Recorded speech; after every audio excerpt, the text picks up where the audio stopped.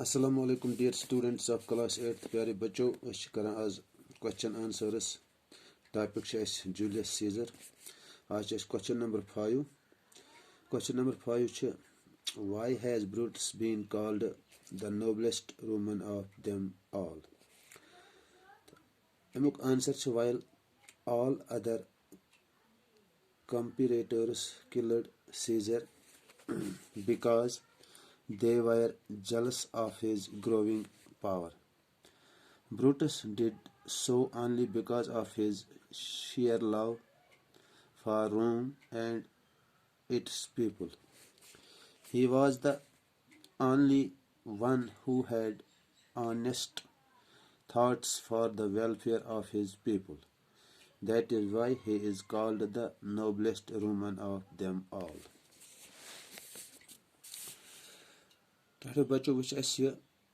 Match the words on the left with the words on the right to form common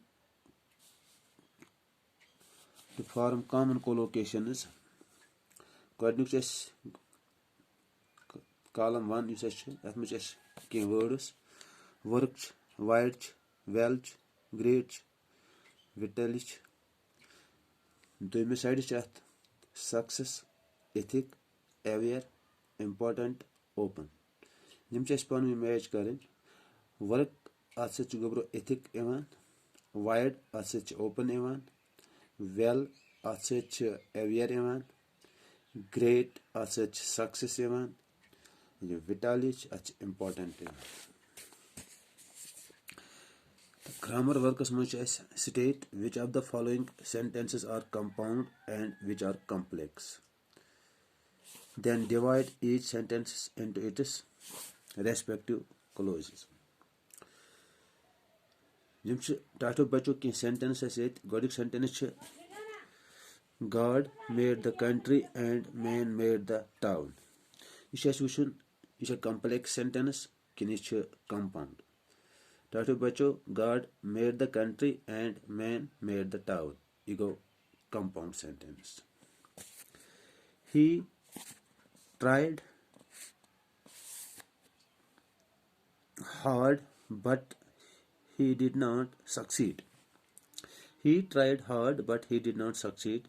Is a complex kinish compound. Tato bacho this sentence compound sentence.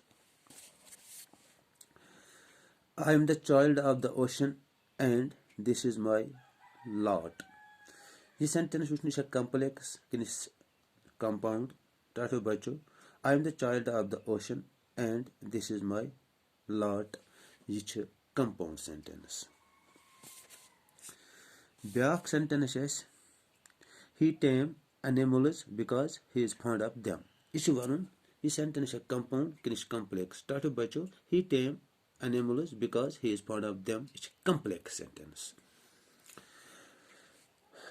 Though I had not seen Noura since she was a small baby, we were soon friends. This sentence catch is vision.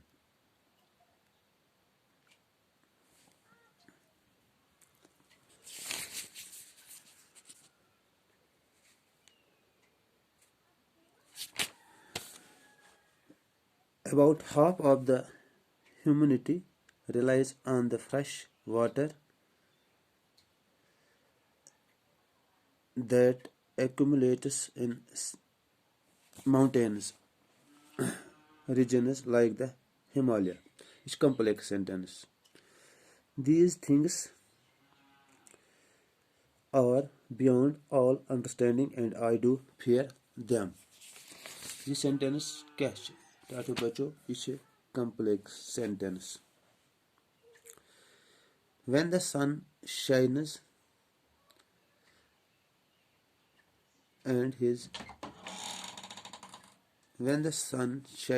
immediately after rainfall, it looks very pleasant. Complex sentence. These things are beyond all understanding and I do fear them. Tato bacho if sentence is compound sentence.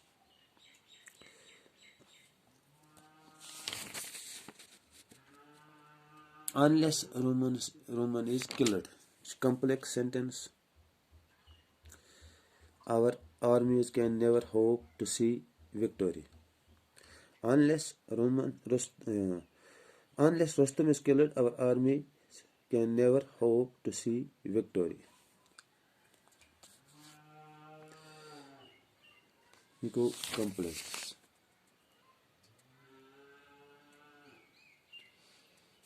So dear students, I think today it is enough. Have a nice day. Thank you very much.